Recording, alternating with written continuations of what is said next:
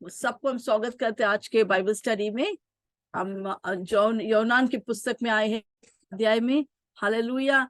आज का वचन का शीर्षक है आत्मिक जन्म। सब साथ में बोलिए, आत्मिक जन्म। Hallelujah, praise the Lord. Okay, Yonan 3 हम 1 से 18 पढ़ रहे हैं। अगर योनान 3 हम पहला वाक्य पढ़ेंगे, उसके बाद हम थोड़े चर्चा करेंगे। फिरिसियों में से निकोदेमुस नाम एक मनुष्य था, निकोदेमुस नाम एक मनुष्य था जो यहूदियों का सरदार था। हालेलुया, सरदार था। Hallelujah, yes, hallelujah. तो यहाँ पर एक निकोदेमुस नामक एक व्यक्ति को परिचय देते। कौन? योनान। अगर हम इस निकोदेमुस के बारे में कहाँ भी नहीं लिखा है, सिर्फ योनान की पुस्तक में निकोदेमुस के बारे में लिखा है, और उसका परिचय है, वो कौन है, क्यों आया है, सब कुछ इस पुस्तक में लिखा है, योनान 3 में। हालेलुया। तो यहाँ पर हम देखते हैं कि योनान के पहले 8 वाक्य में जब यीशु मसीह निकोदेमुस बातें कर रहे हैं, वहां पर हम देखते हैं कि 8 बार जन्म के बारे में, जन्म, हालेलुया, बारे में लिखा हुआ है। यीशु मसीह अक्सर निकोदेमुस को बोलते हैं जन्म जन्म, और निकोदेमुस को सिर्फ एक ही जन्म मालूम है, वो है शारीरिक जन्म। हाँ, माँ पैदा करते बच्चे को, बस उतना ही मालूम है। पर यहाँ पर बार बार यीशु मसीह जिक्र कर रहे आत्मिक जन्म के बारे में। तो हम सीखेंगे आज आत्मिक जन्म के बारे में क्या है, हालेलुया, उसके रहस्य बातें क्या है। Praise the Lord. तो जन्म कितना होता है? 2 तरह के जन्म होता है। पहला हम जानते हैं शारीरिक जन्म, दूसरा आत्मिक जन्म। हालेलुया। तो शारीरिक जन्म, हम सब शारीरिक जन्म हुआ, इसलिए हम आत्मिक जन्म में आ गया। हालेलुया। तो शारीरिक जन्म का कभी हुआ? जब परमेश्वर ने हमें जिस तारीख में यहाँ पर धरती में उतारा, हालेलुया, हमारा जन्म हुआ यहाँ पर। तो एक शारीरिक जन्म बहुत ही अनिवार्य है, उसके बाद ही ये आत्मिक जन्म होता है। हालेलुया। पर यहाँ पर निकोदेमुस को सिर्फ एक ही जन्म के बारे में जानते हैं, वो है शारीरिक जन्म। Hallelujah, praise the Lord. देखो, ये शारीरिक जन्म जो है, वो एक व्यक्ति अपने निर्णय से हम इस जन्म नहीं लेता है। हम यहाँ पर हमारे निर्णय से नहीं आया इस धरती पर। ये इसलिए हम लोग यहाँ पर आए क्योंकि किसी और की इच्छा के अनुसार, हमारे माता पिता चाहते थे कि हम पैदा हुए, तो उनका इच्छा के अनुसार हम इस धरती में आए। तो हमारा इच्छा नहीं था, सिर्फ माता पिता और ऑफकोर्स परमेश्वर का भी इच्छा था, क्योंकि वही है हरे सृष्टि का निर्माण करने वाला। हालेलुया। तो शारीरिक जन्म कभी भी किसी और के निर्णय से होता है, परंतु आत्मिक जन्म जो है वो कोई व्यक्ति का निर्णय से नहीं होता है, पर हमारा खुद का निर्णय से होता है। Hallelujah, hallelujah. सब लोग शारीरिक जन्म पा सकते हैं, परंतु जिन लोग ही है जो आत्मिक जन्म पाते हैं। हालेलुया। तो यहाँ पर आत्मिक जन्म के बारे में यीशु मसीह जिक्र करते हैं निकोदेमुस के पास। हालेलुया। जब वो बातचीत करे, उसके बार बार उन्हें जिक्र करे आत्मिक जन्म, आत्मिक जन्म। हालेलुया, प्रेज द लॉर्ड, आमेन। क्योंकि अभी अगर हम देखेंगे योनान, हम पीछे जाएंगे, योनान 1:12 और 13, योनान 1:12 और 13 क्या है आत्मिक जन्म, तो हम देखेंगे। Yonan, John chapter 1 verse 12 and 13, let's look into it. Yonan 1:12 और 13 में क्या लिखा है?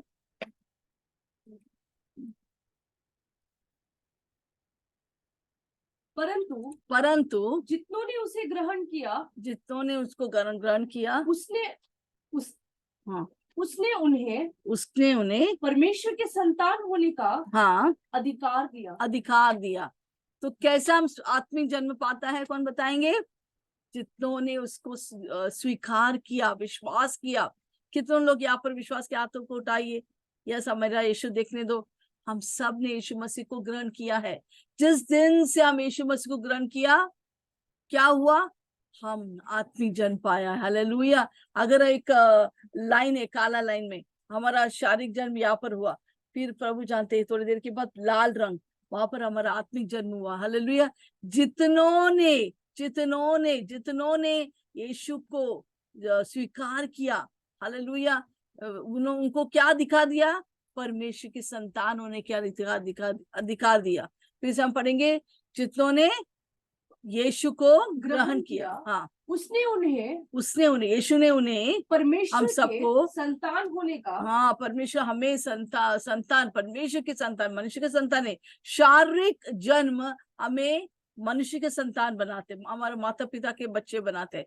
पर जब हम यीशु को ग्रहण करते, आत्मिक जन्म में परमेश्वर की संतान बनाते हैं। हालेलुया। हाँ, अर्थात उन्हें जो उसके नाम पर विश्वास रखते हैं। यस, हालेलुया, जो यीशु के नाम पर विश्वास करते हैं, क्योंकि एक ही नाम है जो स्वर्ग पहचानता है, और कोई नाम नहीं।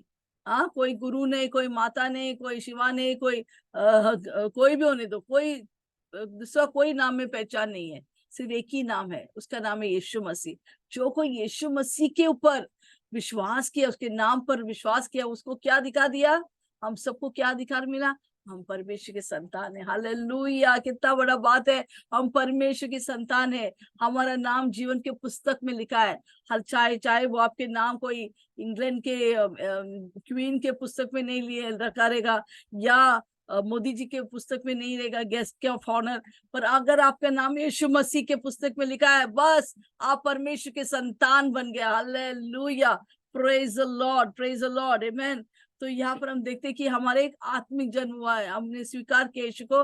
हम क्या बन गया? हम सब यहाँ पर जितने लोग बैठे, हम सब परमेश्वर की बेटा है, बेटियां है। Hallelujah, praise the Lord. और 13 में क्या लिखा है?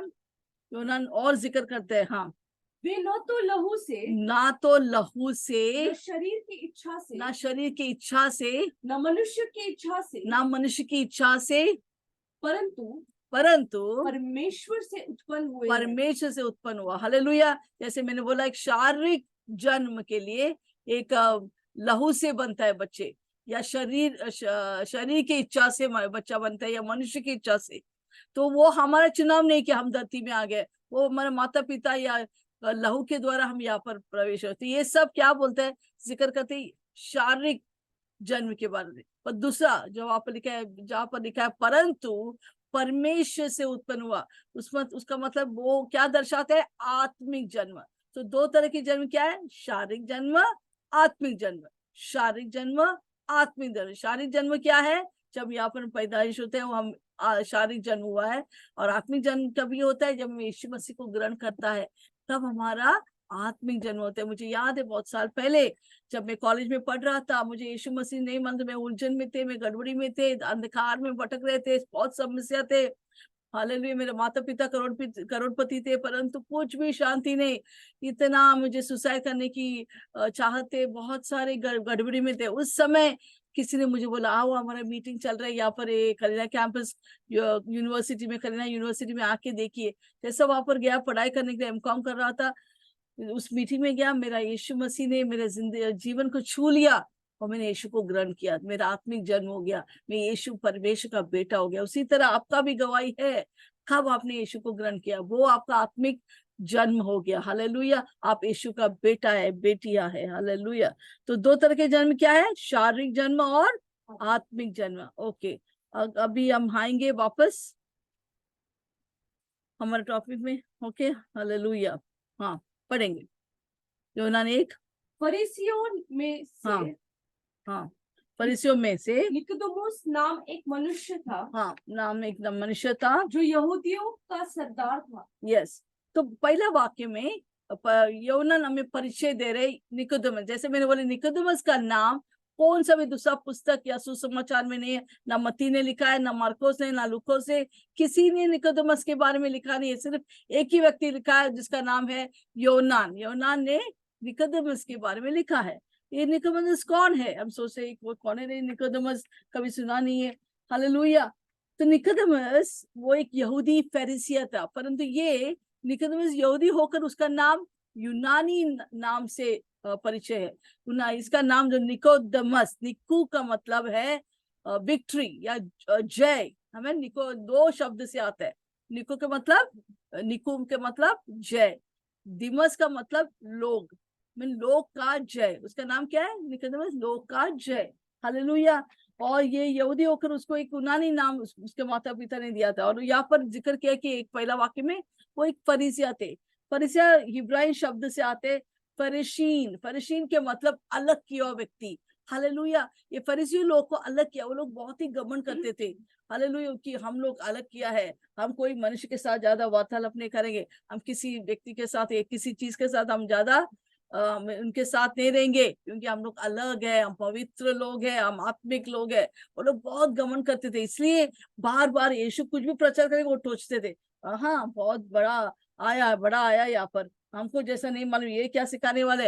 हम लोग इतना पवित्र, ये कौन है बोलते कि यीशु का बेटा, पिता परमेश्वर का बेटा है। उनको इतना गुस्सा आते थे, परंतु इस फरीसियों से ही परमेश्वर ने चुना था एक व्यक्ति जिसका नाम था निकोदेमस। निकोदेमस कौन था? फरीसिया था। Hallelujah, praise the Lord. पर वो लोग की तरह वो घमंडी नहीं था। Hallelujah, praise the Lord. और दूसरे उसके बारे में क्या लिखा, आगे लिखा है वाक्य 1 में कि वो सरदार थे। बस जस्ट रीड दैट, फिर से हम पढ़ेंगे। निकोदेमस कौन था? पहले वो फरीसिया था। फरीसियों में निकोदेमस नाम एक मनुष्य था जो हाँ। यहूदियों का सरदार था। यहूदियों का सरदार था। हालेलुया। यहूदी का सरदार के मतलब है ये यहूदी लोग और लोग के बीच में से बहुत सारे लोगों वो लोग अलग किया। वो लोग सैनेड्रियन, इंग्लिश में लिखते सैनेड्रियन, म्हणजे 70 लोग थे जो इन लोगों को अलग किया था, जो टॉप पोजीशन में रहते हैं।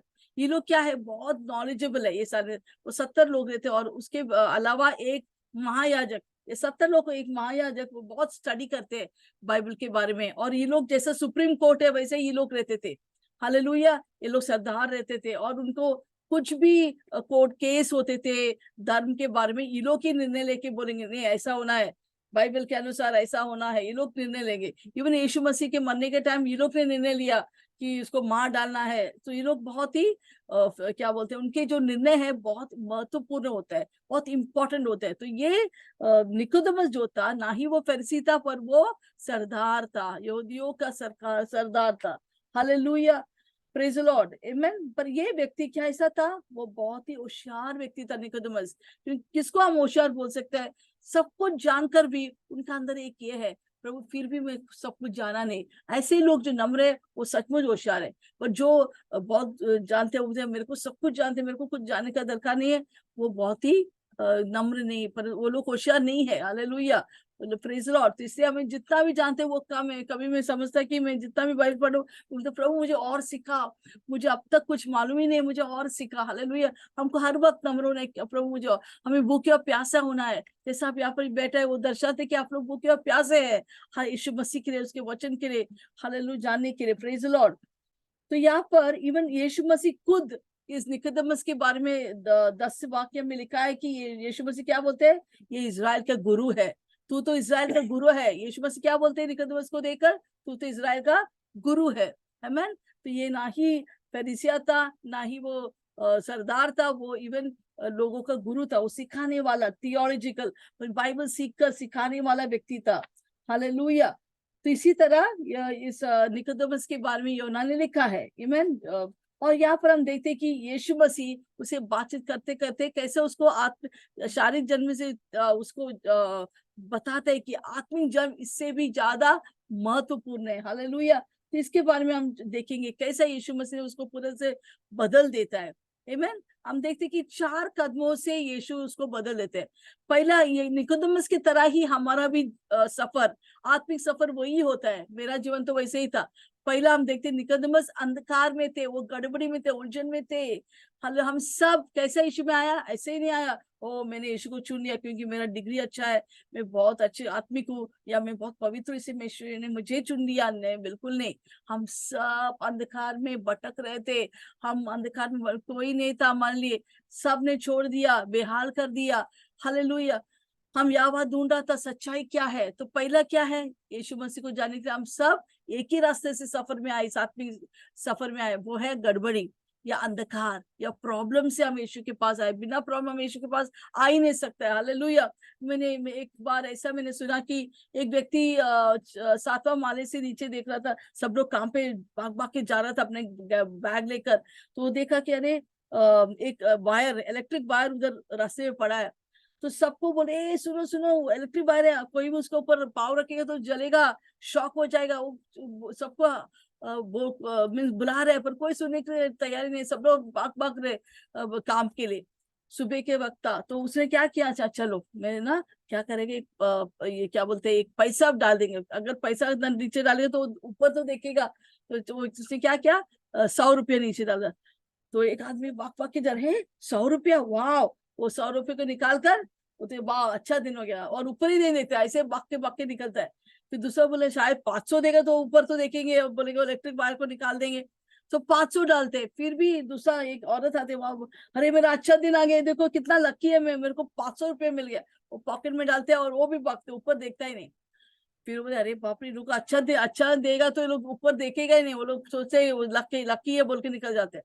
फिर वो क्या करते, एक छोटा पत्थर उसके घर में था, वो पत्थर से ऊपर से निकाल डाल दिया, तो उसके एक व्यक्ति के सर पे आके लगा, ए कौन है रे, ऊपर देखते हैं। हालेलुया। इसी तरह तभी उसको मालूम पड़ा, जब अच्छे चीज प्रभु बरसाते, कोई किसको टाइम नहीं ऊपर देकर धन्यवाद करने के लिए, बट जब बुरा दिन आते हैं, जब पत्थर टपकते सर पे, तो अरे यीशु तू कुटिया है, किधर तू, ओ प्रभु मुझे बचा ले, तभी हम ऊपर देखते हो, बोलते हैं हाँ प्रभु मुझे आपका जरूरत है।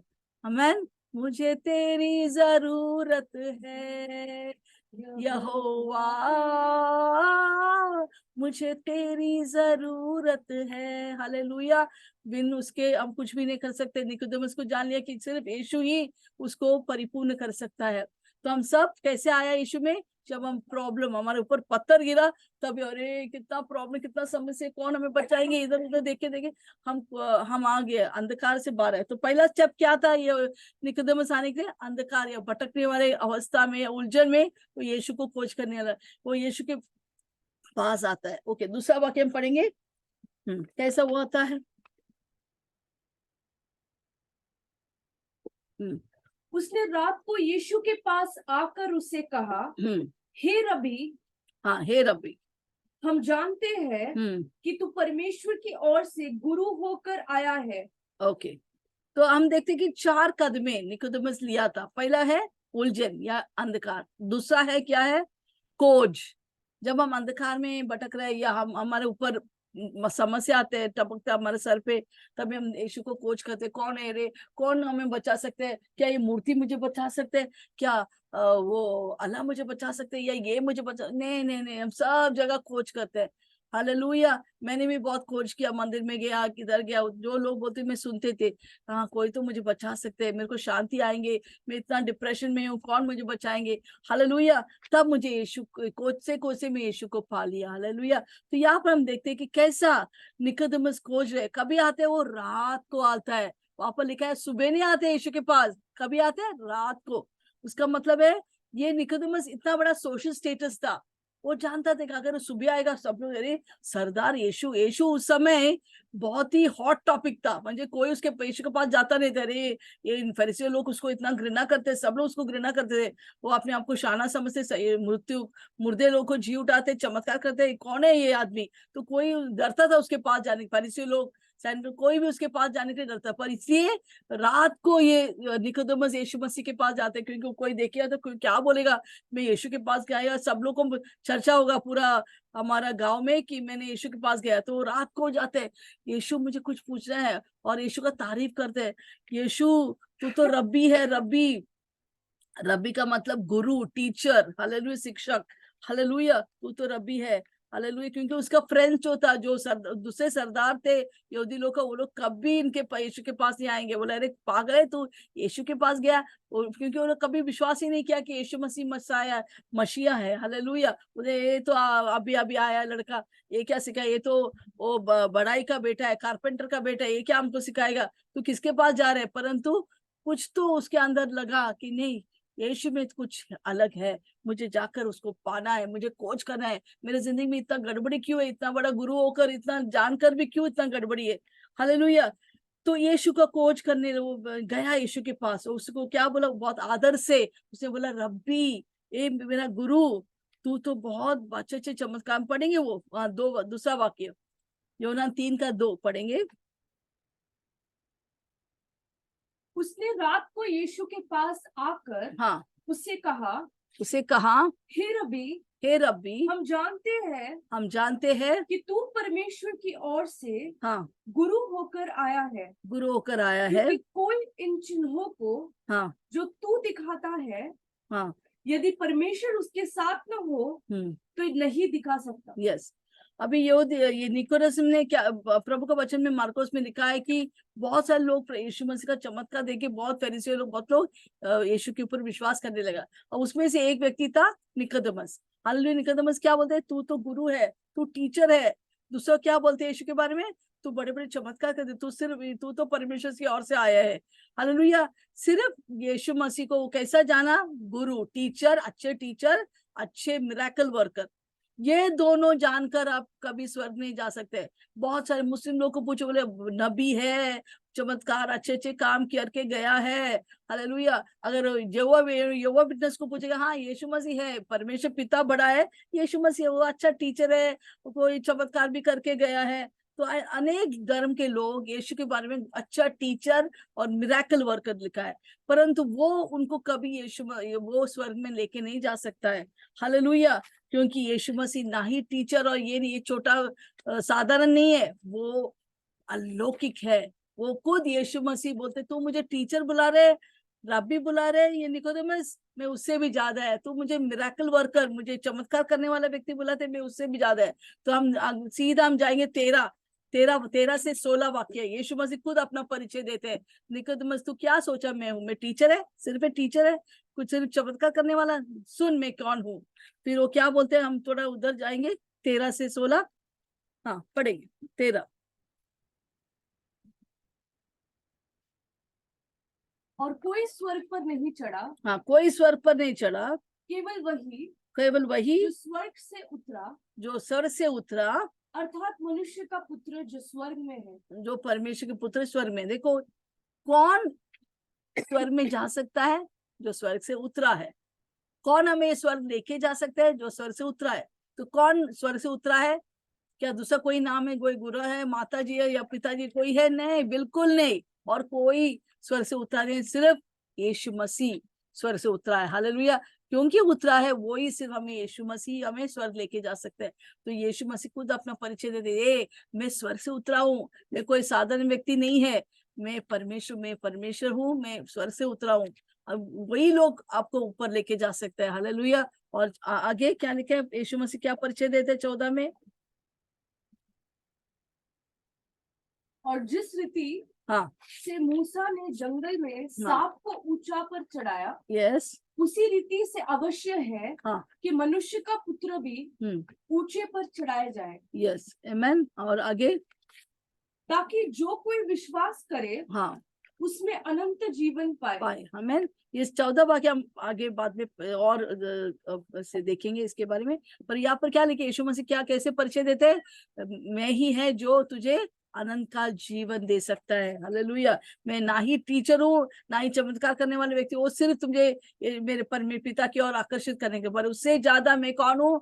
मैं परमेश्वर का बेटा, मैं स्वर्ग से आया हूँ, मैं कोई साधारण व्यक्ति नहीं तेरे जैसा, मैं स्वर्ग से उतरा है, मैं ही तुझे स्वर्ग लेके जा सकता है, मैं ही तुझे अनंत का जीवन दे सकता है।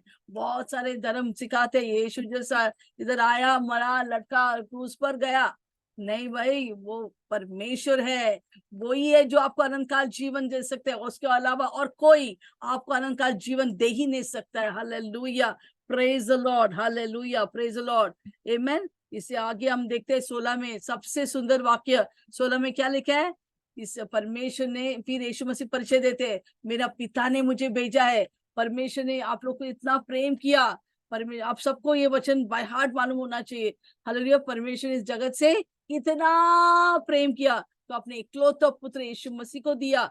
जो कोई यीशु मसीह के ऊपर विश्वास करेंगे, वो मरेंगे नहीं पर अनंत काल जीवन पाएंगे। हालेलुया। तो यहाँ पर जो लिखा है इकलौते पुत्र, वो आते हैं यूनानी शब्द मोनोजेनस के मतलब एक ही व्यक्ति, एकमात्र व्यक्ति जो आपको स्वर्ग में लेके जा सकता है। Hallelujah, praise Lord. वो एक ही व्यक्ति जो आपको उद्धार करता हो सकता है या आपको उद्धार दे सकता है, और कोई नहीं। हालेलुया। तो यीशु मसीह ने अपने परिचय दिया निकोदेमस को। तो निकोदेमस सोचा, अरे छोटा कोई आया है, कुछ चमत्कार करता है, नहीं, उससे यीशु मसीह उसको प्रभाव दिया, वो कौन है। अरे तो दूसरा वाक्य में हम देखते हैं कि निकोदेमस यीशु का प्रशंसा करे, तू तो अच्छा टीचर है, तू तो बहुत चमत्कार, तू तो डेफिनेटली परमेश्वर ने आपको भेजा है। उतना ही सिर्फ उसके बारे में जानकारी था। पर हम यीशु मसीह कैसा वो प्रतिक्रिया करते हम देखें तीसरा वाक्य में। यीशु क्या बोलते हैं निकोदेमस को?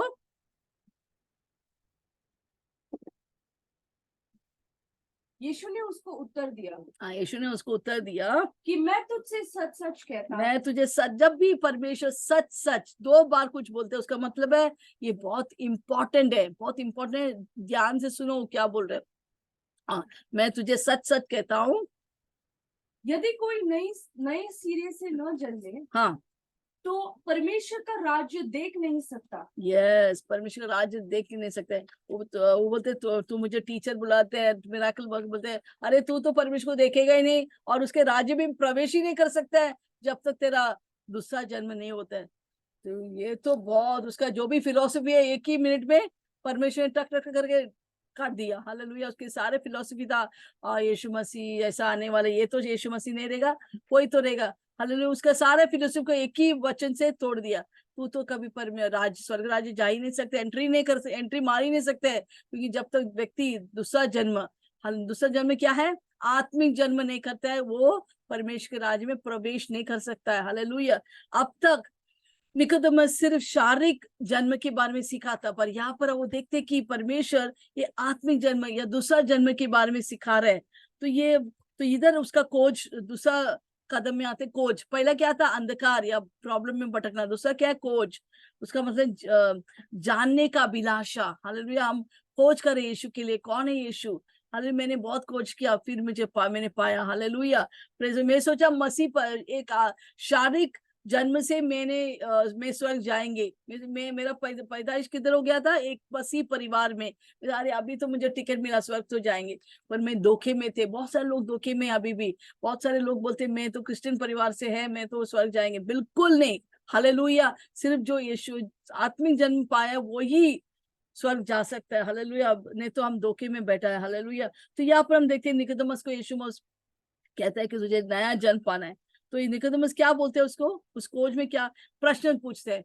जब भी हम खोज करते हैं हमको प्रश्न पूछा है, क्यों, कैसा हो गए, ऐसे ही क्यों, कोई कुछ बोलेगा तो हमको सुनना नहीं है, ये सचमुच ये सही है कि हमको खोजना है ना। तो यहाँ पर निकोदेमस खोज है और पूछ रहे, क्या पूछ रहे उस वाक्य में, चौथा वाक्य में क्या लिखा है, निकोदेमस क्या प्रश्न पूछता है। निकोदेमस ने उससे कहा, यीशु से कहा, मनुष्य जब बूढ़ा हो जाए, हाँ, जब मनुष्य बूढ़ा होता है तो क्यों कर जन्म ले सकता है। हाँ, कैसे वो जन्म ले सकता है, तुम क्या बोलते हैं दूसरा जन्म।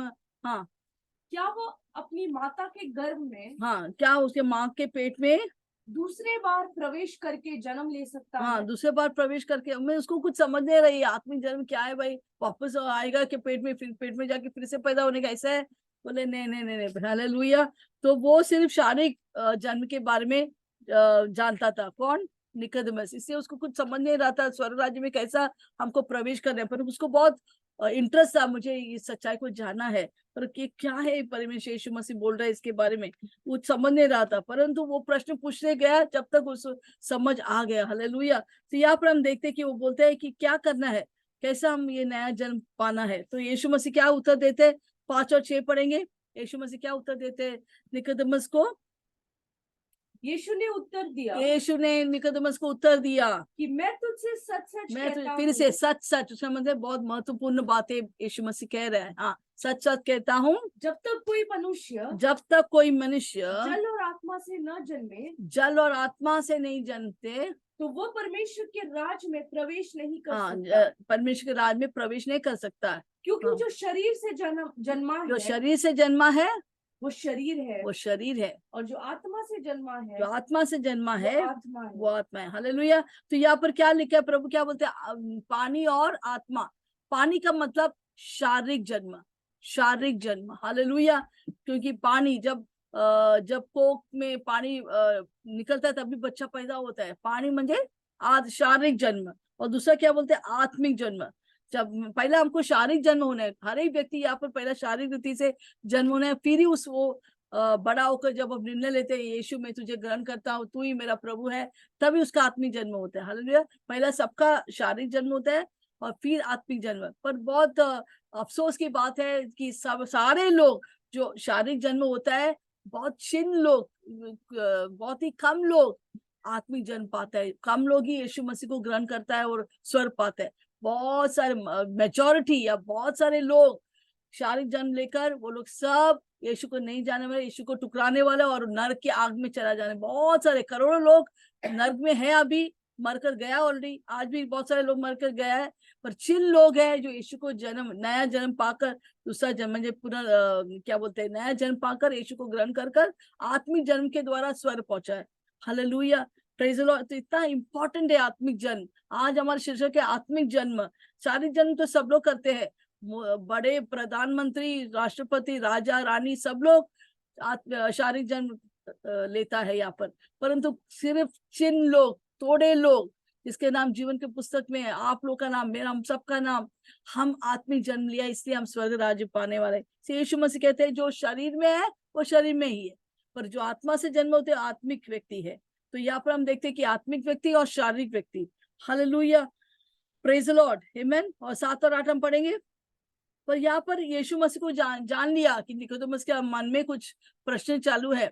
अरे शारीरिक जन्म तो हम सब देख सकते हैं, जब बच्चा पैदा होते हैं सब लोग खुशी मनाते हैं, पार्टी मनाते हैं, पर ये आत्मिक जन्म कैसा मालूम पड़ेगा? तो यीशु मसीह उसको बताते हैं। यीशु अचुंबन कर कि मैंने तुझसे कहा कि तुम्हें नए सिरे से जन्म तुम्हें नया सिरे से नया जन्म पाना अवश्य है। और फिर प्रभु उसको और विस्तार करके बताता है। हाँ, हवा जिधर जाती है, फिर वो आत्मिक जन्म, उसने तू देख नहीं सकते निकोदेमस, आत्मिक जन्म में कुछ तुलना करता हूँ, फिर तू समझेंगे। अगर मैं धरती के बारे में बोले तो और समझ सकते हैं। देखो हवा देखा है निकोदेमस, हवा तू देख सकते है? नहीं देख सकते, पर उसका प्रभाव तू जानता है। तो यहाँ पर क्या लगे, यीशु क्या बोलते हैं?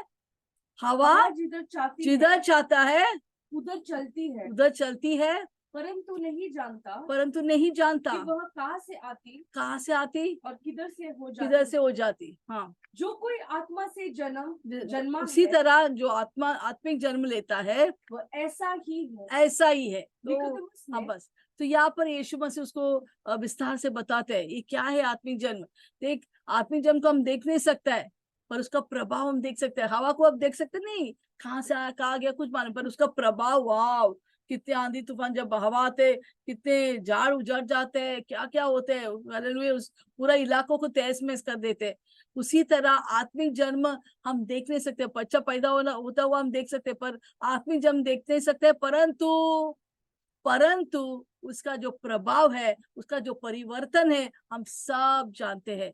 हालेलुया, जब एक व्यक्ति यीशु मसीह को ग्रहण करता है, आत्मिक जन्म पैदा होता है, क्या होता है? उसका जिंदगी बदल जाता है। इसलिए हम कहते हैं कि हमारा जिंदगी धर्म परिवर्तन है, हमारा जिंदगी जीवन परिवर्तन है। Hallelujah, praise the Lord. तो ऐसे क्या होता है जब हम नया जन्म पाते हैं?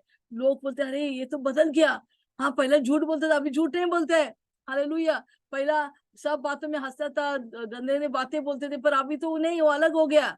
हालेलुया, वो है आत्मिक जीवन। हम देख नहीं सकते, पर उसका प्रभाव, उसका परिवर्तन सारे परिवार वाले, दोस्त लोग, मोहल्ले वाले सब जानते हैं इसमें कुछ अलग हुआ है, कुछ तो अलग हुआ है। इस व्यक्ति के बारे में कुछ तो अलग है। आपके ऑफिस वालों, आपके रिश्तेदार सब जान लिया, आप कुछ तो अलग हुआ है। हालांकि इससे हमारा धर्म परिवर्तन है, हमारा यीशु मसीह हमारा जीवन में जीवन परिवर्तन करता है। Hallelujah, praise the Lord. तो ये चीज यीशु मसीह निकोदेमस को सिखा रहे हैं।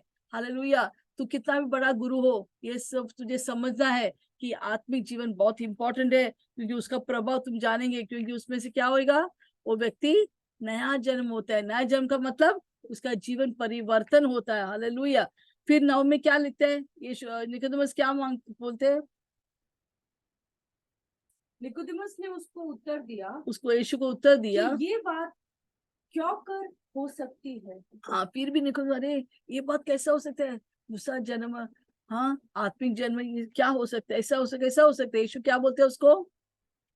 ये बातें क्यों कर हो सकती है? हाँ, यह सुनकर यीशु ने उससे कहा, यीशु ने निकोदेमस से कहा, तो इस्राएलियों का तू तो इस्राएल का गुरु होकर तू बड़ा गुरु है, इन बातों को नहीं समझता? फिर क्यों तू उसका समझता नहीं है ये बातें? मैं तुझसे सच सच कहता हूँ, फिर से ये तुझे सच सच म्हणजे सब महत्वपूर्ण बातें सच सच कहता हूँ, हाँ, कि हम जो जानते हैं, हाँ, हम जो जानते हैं वो कहते हैं, और जिसे हमने देखा है उसी की गवाही देते हैं, उसी की गवाही हम देता है। तुम हमारी गवाही ग्रहण नहीं करते। तुम हमारे गवाही को ग्रहण नहीं। हम क्या है यहाँ पर? हम लिखा है। हम का मतलब पिता, परमेश्वर, पुत्र और पवित्र आत्मा, तीनों के बारे में जिक्र करता है।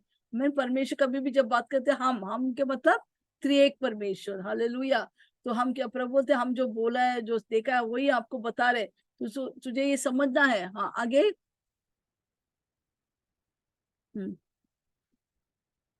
आगे बढ़ेंगे।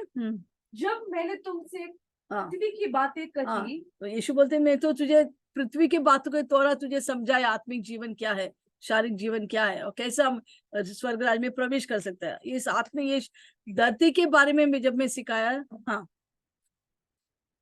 जब मैंने तुमसे पृथ्वी की बातें कही पृथ्वी की बातें कहे तो तुम प्रतीति नहीं करते, फिर भी तुम प्रतीति नहीं करते हैं। और यदि मैं तुमसे स्वर्ग की बातें हाँ कहूं, निकोदेमस, अगर मैं तुझे बहुत सारे स्वर्ग की बातें अभी और छिपा हुआ है, ये सब बातें मैं तुझे बोलेंगे तो फिर क्यों कर प्रतीति करोगे? कि फिर कैसे तू प्रतीति करेंगे, विश्वास करेंगे। ओके आगे।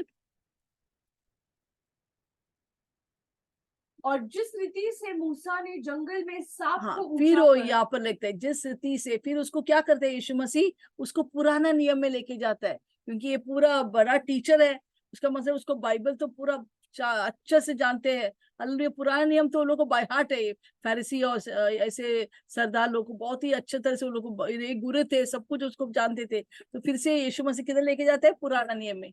हाँ, गिनती के पुस्तक 21वां वाक्य 7 और 8 वाक्य में जाके लेके जाते हैं। ओके, वहां पर क्या लिखा है, क्या बोलते हैं यीशु मसीह?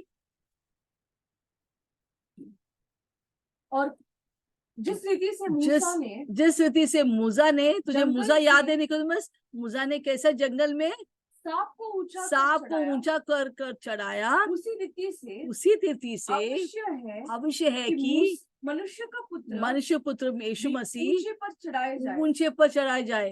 हालेलुया। जो कोई विश्वास करे, जब वो चढ़ाए जाएंगे, जब क्रूस पर चढ़ाए जाएंगे यीशु मसीह, तभी जो कोई विश्वास करेंगे यीशु मसीह के ऊपर, अनंत जीवन पाए। अरे इसके मतलब क्या है हम देखेंगे। हम जाएंगे नीति वचन गिनती का 21, 7 और 8। उसके पहले मैं थोड़ा परिचय देना चाहते हैं। ये गिनती में क्या हुआ, जब इज़राइल लोग 400 साल बंदुआई में थे, दासत्व में थे, मिस्राइम देश में हाल गुलाम थे, तब मूसा उनका लीडर आकर उद्धारकर्ता लेकर उन्होंने क्या किया, मिस्राइम से उनको लेकर एक बड़ा सफर में लेके अपने वायदे के देश में लेके जाने के लिए। जब वो सफर में थे, क्या हुआ, वो लोग बहुत कुड़कुड़ाने लगे, कुड़कुड़, ये क्या मूसा, कैसा अगुवाई मिला हमें, कैसा व्यक्ति है ये। वो बहुत कुड़कुड़ करने लगा, बहुत दोष देने लगा, और जिसका वजह से क्या हो गया, परमेश्वर का विरुद्ध, मूसा के विरुद्ध वो बहुत कुड़कुड़ाया। क्या मिला यीशु मसीह में आकर, क्या मिला, कुछ भी नहीं मिला, ऐसा बोल के बहुत कुड़कुड़ा था ये लोग। आमीन। सफर में तभी यीशु परमेश्वर, बस हो गया तेरा कुड़कुड़ा, अभी मैं देखा तो क्या करेगा। तो क्या हो गया, उस जंगल में सांप आने लग गया। सांप आकर लोगों को डसने लगा, काटने लगा, और वो अरे मेरे को सांप काटा, और बहुत सारे लोग मर गए। हालेलुया, जंगल में मर गए। हालेलुया। फिर वो रोने लगा और कुड़कुड़ा सब बंद हो गया। हाँ, पहले बहुत कुड़कुड़ाते थे, बहुत गमन करते, हमको क्या किधर से लेके आए, किधर है पानी, किधर है चिकन नहीं मिल रहा, इधर किधर लेके आए मूसा, कौन थे परमेश्वर। यीशु में आकर क्या मिला, पैसा मिला, कुछ नहीं मिला। तो बहुत कुड़कुड़ाते थे, ऐसे हम बहुत लोग कुड़कुड़ाते हैं यीशु में आने के बाद, नहीं गए, हमको तो स्वर्ग मिला, वो तो इतना बड़ा बात है। हालेलुया। तो जब ऐसा हुआ तो क्या हुआ, परमेश्वर ने सांप भेजा और सांप उनको डसने लगा, बहुत सारे लोग मर गया। और उसके बाद वो लोग जाके मूसा से बोलते, सॉरी हमने पाप किया, प्लीज मूसा जाओ ना, परमेश्वर से विनती करो ना, इस सांपों को निकालने के लिए हमको नहीं होते, हमारे बच्चे सब मर रहे हैं, हमारे परिवार लोग मर रहे हैं, प्लीज कुछ तो करो। हालेलुया। तो हम पढ़ेंगे गिनती 21, 7 और 8, क्या लिखा है वहां पर? यस, गिनती 21, 7। हाँ, तब लोग मूसा के पास जाकर कहने लगे, हाँ, मूसा के पास वो लोग जाकर कहने लगे, हमने पाप किया है कि हमने यहोवा की ओर से, हाँ, यहोवा की ओर से तेरे विरुद्ध बातें किया है। यहोवा से प्रार्थना कर, प्लीज यहोवा से प्रार्थना कर कि सांप, हाँ, यहोवा से क्या प्रार्थना करने को बोला मूसा को? मूसा उनके पास्टर थे, बोलते प्लीज पास्टर जाके प्रार्थना करो, हमने पाप किया, हमने बहुत कुछ किया आपके विरुद्ध और परमेश्वर के विरुद्ध। हाँ, अभी सांप हमको डस रहे। हाँ, हमसे मूसा से प्रार्थना, यहोवा से तेरी विरुद्ध बातें की है। हाँ, यहोवा से प्रार्थना कर यहोवा से जाके प्रार्थना कर हमारे लिए, कि वह सांपों को हमसे दूर हमसे करे। दूर करे सांप को। तब मूसा ने उनके लिए फिर प्रार्थना मूसा ने उनके लिए विनती किया, प्रार्थना किया, परमेश्वर प्लीज कुछ तो करो, ये लोग बहुत लोग मर रहे हैं, ऐसा मत करो परमेश्वर। यहोवा ने मूसा से कहा, यहोवा ने मूसा से कहा, एक तेज- प्रभु ने वहां पर एक रेमेडी दिया, म्हणजे एक सुझाव दिया क्या करना है लोग को बचने के लिए। उसने सांप को निकाला नहीं, पर यीशु ने, परमेश्वर ने कुछ किया। क्यों किया? क्योंकि वो जानता था उसका बेटा यीशु मसीह आ रहे। उसके एक प्रतीक किया। क्या प्रतीक किया हम सुनेंगे, गौर से सुनिए। बोलिए। यहोवा ने मूसा से कहा, यहोवा ने मूसा से कहा, एक तेज विष वाले सांप की प्रतिमा बना, एक तेज विष वाली प्रतिमा बना, पीतल के प्रतिमा, वो पीतल का बना एक सांप को बना पीतल के, और प्रतिमा बना, खंबे पर लटका, और एक खंबे पर लटका वो सांप को, पीतल सांप को किसके ऊपर लटकाना है? खंबे पर लटकाओ। तब खंबे पर लटका, तब जो सांप से डसा हुआ, जो सांप जब डसता है उनको, उसको देख ले, जब उस सांप को देखेंगे, वो पीतल सांप जो वो खंबे में लटका है उसको देखेंगे, क्या होगा? वह जीवित बचेगा। वो मरेगा नहीं, वो जिंदा होगा, वो जीवित बचेगा, प्रभु का अनुग्रह उनके ऊपर आएंगे। तो उसी तरह अभी वापस हम आएंगे वहां पर। यीशु मसीह क्या कहता है? जैसा मूसा ने वो पीतल के सांप, बहुत जहरीली सांप को ऐसा पीतल के सांप बना के लटका है उस खंबे में, और जो कोई डसा, वो सांप डसा, वो लोग उसको देखता था, वो जिंदा होता था। उसी तरह मनुष्य के पुत्र कौन है? यीशु मसीह। मेरे को भी एक दिन क्या करेंगे? मुझे उस क्रूज पर लटकाएंगे, और जो कोई मेरे ऊपर देखेंगे वो अनंत काल जीवन पाएंगे। वो क्या था? सांप का डसना का मतलब क्या है? सांप का डसना का मतलब पाप। हम सब पाप में पड़े थे, हालेलुया। पूरा दुनिया पाप में है, हालेलुया। जब हम पाप में थे, यीशु मसीह ने एक सुझाव दिया इस पाप से बचने के और स्वर्ग जाने के लिए। उसने क्या किया? यीशु मसीह जो क्रूस पर लटका हुआ, यीशु मसीह सांप नहीं है, परंतु यीशु मसीह ने सांप के मतलब पाप, अपने पाप को अपने ऊपर लिया। पीतल क्या दर्शाता है? पीतल न्याय को दर्शाता है। यीशु परमेश्वर के न्याय यीशु मसीह के ऊपर आ गया, हालेलुया। सबके पाप यीशु मसीह के ऊपर आ गया, और प्रभु का न्याय उसको पूरा से खत्म किया यीशु को। और इसलिए जो कोई अभी यीशु के ऊपर विश्वास करे, जब यीशु का उठाता है, जब जो कोई यीशु मसीह के ऊपर विश्वास करेंगे, वो क्या पाएंगे? हम सब ने क्या पाया? यीशु को नाम लेकर, यीशु को ऊपर विश्वास करके हमने अनंत काल जीवन पाया है, हालेलुया। बहुत सारे बोले नहीं सांप डसा, ऐसे थोड़ी होता है कि हम यीशु का नाम लेगा तो बच जाता है। मत बचाओ, हमें मत विश्वास करो, क्या होगा? आप मर जाएंगे और नरक की आग में जाएंगे। जो कोई यीशु के ऊपर विश्वास करेंगे वही है जो अनंत काल जीवन पाएंगे, और कोई अनंत काल जीवन पान जो टुकराएंगे वो किधर जाएंगे? अनंत काल मौत, नरक की आग में तड़पते रहेंगे, उधर आग ही आग। और इतने सारे दुष्ट आत्मा उनको सताएंगे वहां पर अनंत कालिक तक। एक दो दिन का नहीं बात है, अनंत काल तक वहां पर रहेंगे, हालेलुया। पर कितना बड़ा बात है, हमारे यीशु मसीह हमारे लिए जान दिया। जो कोई उसके नाम पर विश्वास करेंगे वो क्या पाएंगे? अनंत काल जीवन पाएंगे। Praise the Lord. यहाँ पर हम देखें निकोदेमस क्या होता है, वो खोज किया, फिर उसके अंदर एक दृढ़ विश्वास आ गया, यस यीशु के ऊपर में विश्वास करेंगे। यहाँ पर उधर लिखा नहीं है तीन अध्याय में निकोदेमस के बारे में, पर बाद में हम पढ़ेंगे योनान 19:39 और 40। वहां पर निकोदेमस के बारे में फिर से अब जिक्र करते हैं। निकोदेमस के बारे में क्या लिखा है? जब यीशु मसीह मर जाता है, हालेलुया, उसका शरीर को लोथ को निकालते हैं, तो निकोदेमस जाता है, निकोदेमस और यूसुफ, अरमित्या यूसुफ दोनों जाकर उसके लौथ को लेता है, परमिशन लेता है, हमको यीशु का शरीर को दे दो, मरा हुआ शरीर। उसके ऊपर वो मसाला डालते हैं, उसको अच्छा से दफनाता है। उसका मतलब है कौन यीशु के लिए इतना करें? जो यीशु का दीवाना है। तो निकोदेमस इतना यीशु का दीवाना हो गया, वो बोला, और सबने यीशु को छोड़ दिया, सब चेले लोग इतर बितर हो गया, पर मैं यीशु को नहीं छोड़ेगा। मैंने यीशु को विश्वास किया है, मैंने यीशु को ताम लिया है, मुझे अनंत काल जीवन मिला है, मैं यीशु को अच्छा से दफनाएंगे। और आखिर में हम देखते कि ये निकोदेमस और यूसुफ ने उसका दफनाया। हालेलुया। पढ़ेंगे वो योनान 19:39 और 40। तो याद हम देखते हैं निकोदेमस और यूसुफ अरिमतिया उसको अच्छा दफनाते हैं, उसका अच्छे गाड़ते हैं, हालेलुया। यहाँ पर हम निकोदेमस को जिक्र वापस आता है, हालेलुया। उसका मतलब है निकोदेमस ने ना ही वो अंधकार में थे, प्रॉब्लम में थे, पर वो खोज कर यीशु को ग्रहण किया, दृढ़ विश्वास किया यीशु के ऊपर, अनंत काल पूरा परिवर्तन होकर यीशु मसीह पर विश्वास करके अनंत काल जीवन पाए, हालेलुया। ओके, हम पढ़ेंगे, करेंगे।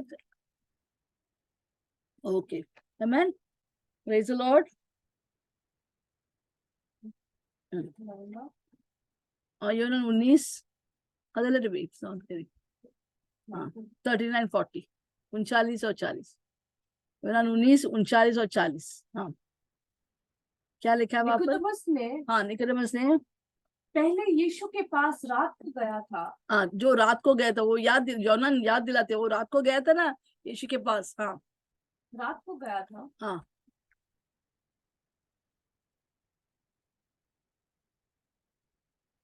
रात को गया था। हाँ, 50 सेर के लगभग मिला हुआ हाँ, गंधरस और अलवा से अलवास ले आया। हाँ, वो लोग जब कोई मरते हैं उनके ऊपर मसाला डालते हैं, हाँ, उसको बहुत साल रखने के लिए मसाला डालते हैं। ये सब लेके गया निकोदेमस और ले आया। हाँ, तब उन्होंने यीशु की लौट को लिया और यहूदियों के गाड़ने की रीति के अनुसार, यहूदियों के गाड़ने की रीति के अनुसार उसे सुगंध द्रव्य के साथ कफन में लपेटा। म्हणजे निकोदेमस अंत तक यीशु को नहीं छोड़, सब लोग इतर बितर हो गया, खुद का चेले पत्रों सब लोग छोड़ दिया यीशु को, पर निकोदेमस अंत तक विश्वास हो गया, म्हणजे उसने यीशु को ग्रहण किया, हालेलुया।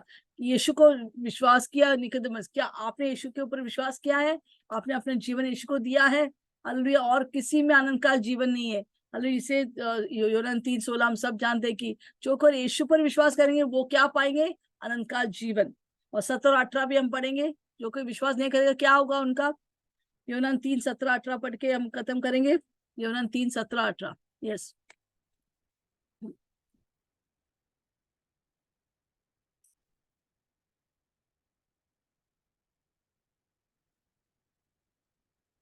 परमेश्वर ने अपने पुत्र को जगत में इसलिए नहीं भेजा कि जगत पर दंड की आज्ञा दे, यस, परंतु इसलिए कि जगत उसके द्वारा उद्धार पाए। हाँ, इससे यीशु क्यों परमेश्वर ने भेजा यीशु को?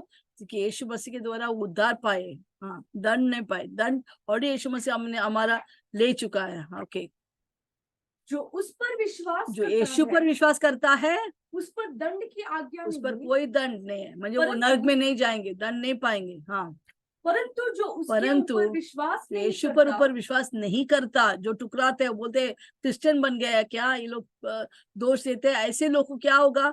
जो पूजा करते हैं, हालेलुया, यीशु को टुकरा देते या समझौता करते हैं, अरे यीशु के बारे में लोग क्या बोलेगा, लोग काय म्हणणार, उनमें यीशु का दीवाना हो गया, नहीं चाहिए यीशु को टुकरा देते, ऐसे लोग को क्या होगा? जो परमेश्वर के, परंतु जो उस पर विश्वास नहीं करता वो दोषी ठहर चुका है, इसलिए कि परमेश्वर के इकलौते पुत्र पर के नाम पर विश्वास नहीं किया है। हम दंड नहीं पाएंगे, हम उद्धार पाकर स्वर्ग जाएंगे, अनंत काल जीवन पाएंगे। और जितने लोग विश्वास नहीं किया वो सब कोई दंड पाकर अनंत काल मृत्यु और नरक की आग में चला जाएंगे। पर खुशखबरी है कि हमारे यीशु आया हमको बचाने के लिए, दंड देने के लिए नहीं, हालेलुया। आज यहाँ पर बैठे आप यीशु को ग्रहण नहीं किया है, आप सोचे ग्रहण करना है नहीं करना है, आप आज यीशु को विश्वास करो। मैं बोलूं जो कोई उसके नाम पर विश्वास करे वो अनंत काल जीवन पाएंगे। कि आप समय आ गया, आपका जीवन यीशु के हाथ में दीजिए, आंखें बंद करके आइए मेरे साथ एक प्रार्थना बोलिए और अपना जिंदगी यीशु के हाथ में हवाले कर अनंत काल जीवन के भागीदार हो जाइए। हे स्वर्गीय पिता, आइए जोर से मेरे साथ बोलिए, हे स्वर्गीय पिता, यीशु के नाम से आपके पास आती हूँ, जाने अनजाने में मुझसे जो भी पाप हुआ है मुझे क्षमा कर, मैं सभी को माफ करता हूँ। यीशु मसीह आपके पवित्र लहू से मुझे धोकर शुद्ध कर। आज मैं आपके नाम के ऊपर विश्वास करता हूँ।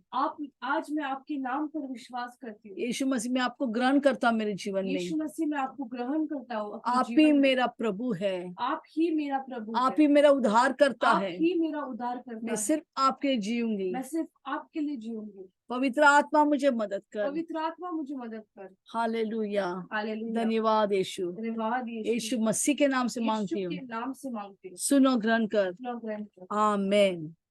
हालेलुया, जोरदार ताली बजाएंगे यीशु मसीह